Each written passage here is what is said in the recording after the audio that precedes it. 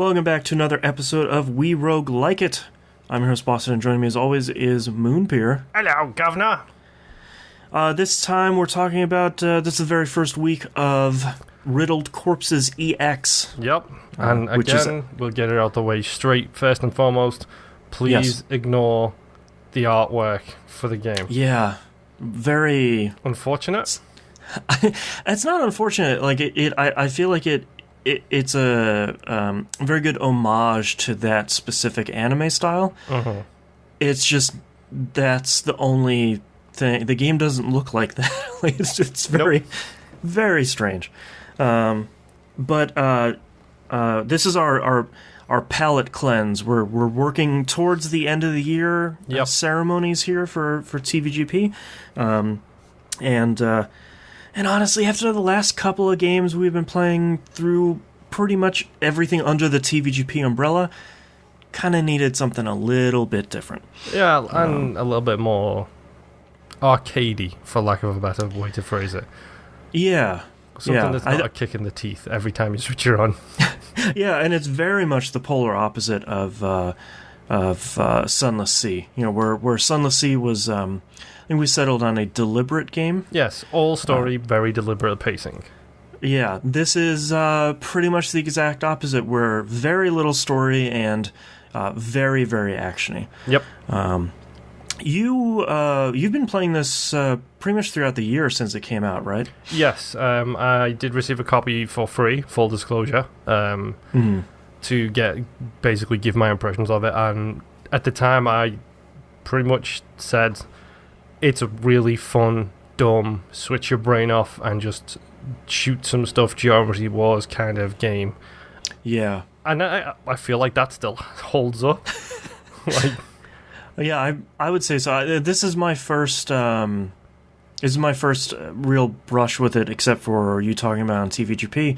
And I think that's really an apt description. I feel like some people might take issue incorrectly with us saying that a game is sort of switch your brain off, and it's not a bad thing. It's just at its core, it's one of those fun arcadey games where it's more about, you're not solving puzzles, you're not reading some in-depth story. It's really just there's an enemy on the screen, react to it. It's a twin stick shooter.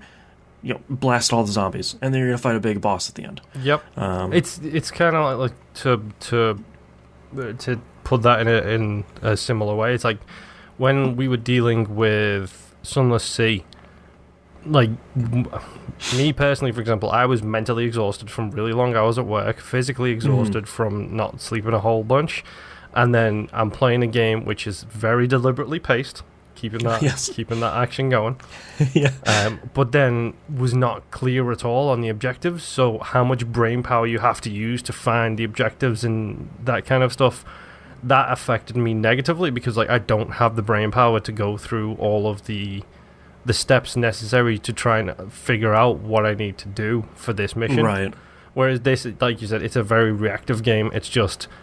shoot them zombies. Yeah, there is an enemy in the upper left. You move your right stick up and left. Right. Like, yeah, I think the thing that really impressed me is I think they do something so intelligently, and their design is so solid in the very first, let's say 20 minutes you play it, where it's very clear, like, hey, just go into the story mode. Yep. Pick your first character, just play the game once, and sort of no matter how bad or good you are at the game, you're gonna get enough gold to get that first upgrade. And I think that's where this game really shines, where you're shooting one bullet at the beginning, and it's sort of like, all right, it takes like 5 or 6 to shoot a zombie. But your first upgrade, you're shooting 3 bullets at once, sort of like a triangle shape. I think that's... Yeah, and I think that's so smart, because even if you don't have, probably especially if you don't have any experience with roguelikes, it is very clear you made it, X number of screens into the run, you got this upgrade, now you can get through those X screens twice as fast and get even further. Like, it's very, very clear. Where some games, I feel like some roguelikes, and Binding of Isaac is probably one of the worst examples of this, is early on in the game, run to run, you may not necessarily be seeing the biggest improvements. Yep. Riddled Corpses is very much like, look, if you get this amount of gold, you're going to get stupid strong every time you upgrade. Like, next thing you know, you're shooting giant, like 6 giant bullets at the same time, and that's only like level 5 out of 20. Yep. So I think that's really smart. So I'm guessing so far you've only used John, I believe, as the main character. Mm-hmm. So I think I have 2 more unlocked. There's 6, I think. I think I have the first 3, like that first column. 4, 5, 6. There is 6 characters, 1 support, and 1 turret. Oh, right. Okay. So the turret is very much like the bomb and the stopwatch, which, yeah, we should talk about that as well. You can collect the stopwatch and the TNT symbols, which give you the freeze time and the clear all the screen of all the enemies. Yep. Really quick, it says on the screen, A is... Wait there, what's A? I can't remember what A is. That's the TNT. Okay, so A is the TNT, I think X is the stopwatch. Yes, because on PS4 it's X and square. Yeah. Left bumper is stopwatch, right bumper is clear the screen. Just so you know. Because it does not say that at all, and that's really handy because in a twin-stick shooter, especially on later levels, there will be times when you do not want to take your finger off that stick. You got that oh poop button where it's like, no, just too many bullets. Some pro tips for you. Let's get some pro tips out of the way. Okay. If when you as you're progressing through the level, it does the stop, and then it just spawns wave upon wave of enemies. You have that bar at the bottom where it says like wave progress or something. Yeah, and you get that down by killing a bunch of enemies. If you use the stopwatch, every enemy you kill there does not deduce from that bar. Oh, interesting. So okay. you know. So that should be the last resort button on the stopped screens. On bosses, or if you want to farm gold or something. Yeah. On bosses it's fine because you're still doing damage to the boss, and on like the transitional screens where you're moving from point to point, it's fine there. But on those waves, if you hit that, you'll end up fighting 1 or 2 additional waves than you would have normally. So I didn't. That's good. I didn't realize that. I didn't know that either for the longest time. There is an achievement for making it through stage 4 without using any of the abilities. Yeah. And oh boy, is that a challenging one. I feel like the first 2 stages are not bad, and stage 3 is the worst type of stage ever. Let's just get that out the way. Yeah, like the auto scrolling. I think I actually enjoy that level for the most part, but it makes it almost impossible to pick up gold, which is really frustrating. That's my least favorite level for that. I'm trying to figure out which characters you will have because of the first 3. I don't know if you have to buy one of them or not, but I think it's the 3rd character down. She might end up being like 999 gold or whatever to buy her. Oh, right. Because you have to buy them and then start the progress and unlocking them. She's worth it because she gets double gold.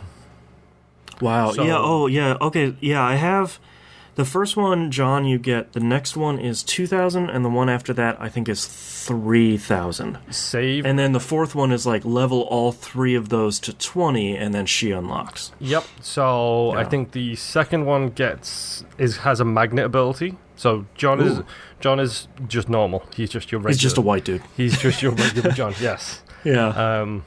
He's your John Doe. And then the second one has the magnet ability, so any gold that gets dropped, you automatically suck it towards you. Oh man, I gotta unlock that character, okay. The third one has double gold, so any gold you pick up, it doubles it. Mm-hmm. The 4th one gets double lives, so anytime you pick up an extra life, you get 2. Ah, okay. The one in the top right, Erica, you unlock for getting those first 3 people up to level 20. She has magnet, double gold, and double lives. Yes. And I haven't unlocked the last one yet because I haven't beat the story mode just as of yet. I got up to the end of stage 5 today, which, oh boy. Quick question as well. Something I do actually love about this game. Did you notice the soundtrack swap button on the character between screen. like the new one and the classic. I beat arcade mode today, which I was very surprised by because I didn't expect to do that.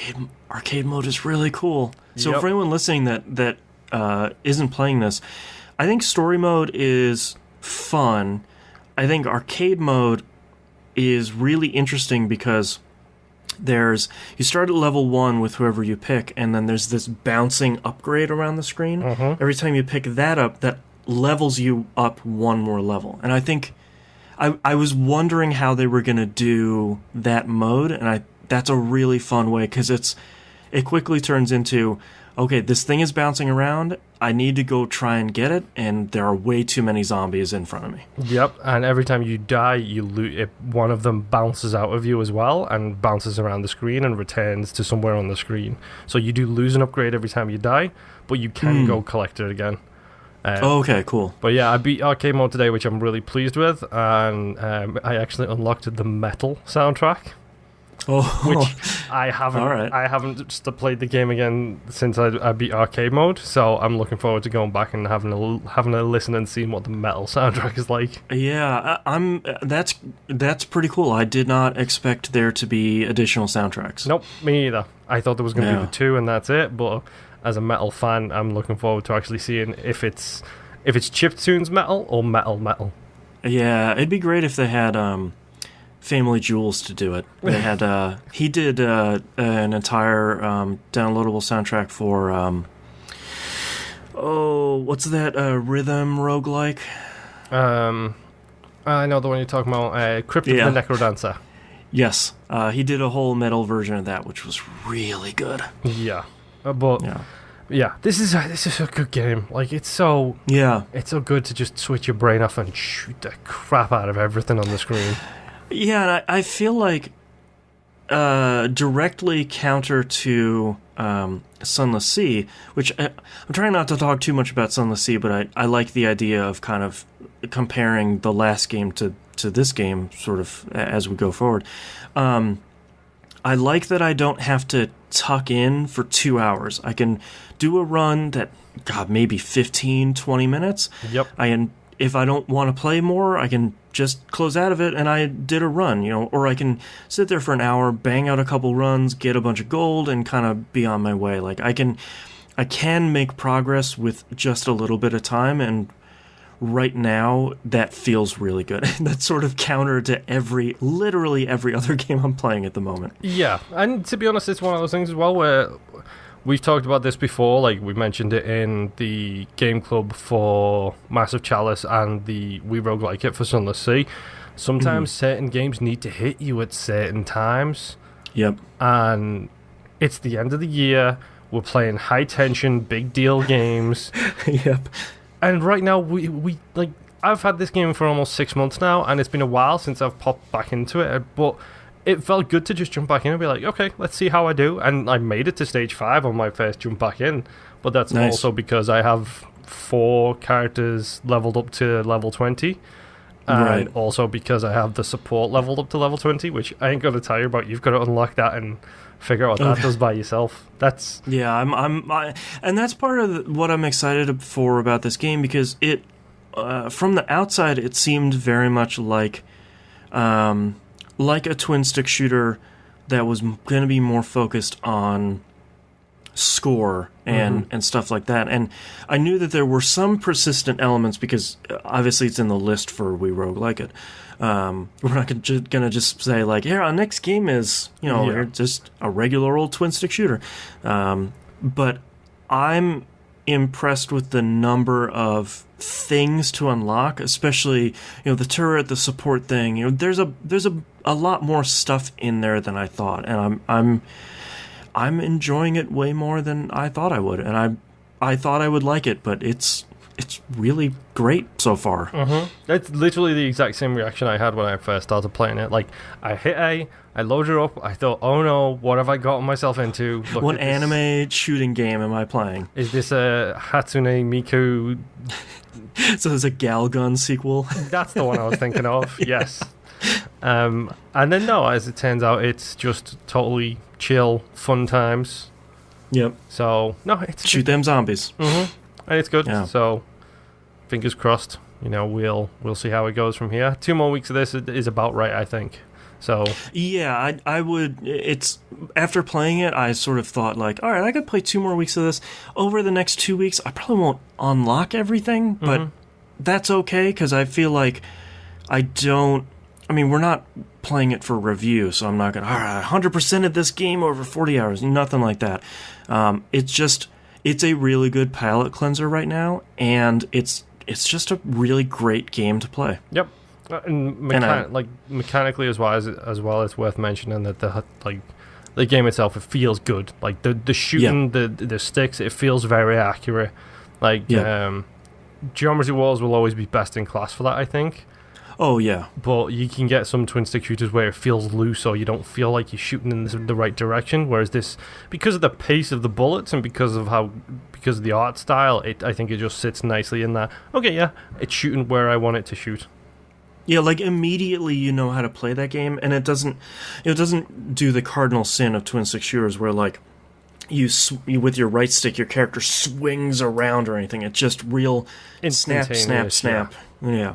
I think that's a really good point. It feels really good. It's just a really good game, and I'm glad that you talked about it on the show and put it on this list because I feel like it's one of those games where, from the outside, you'd look at it and be like, "Oh, I'm not sure why I would be interested in this game, but it's really good." Yep, it genuinely is. But that's all the episode we have for this week. We're both sort of excited to get back into this game, so we will talk about it next week. Bye.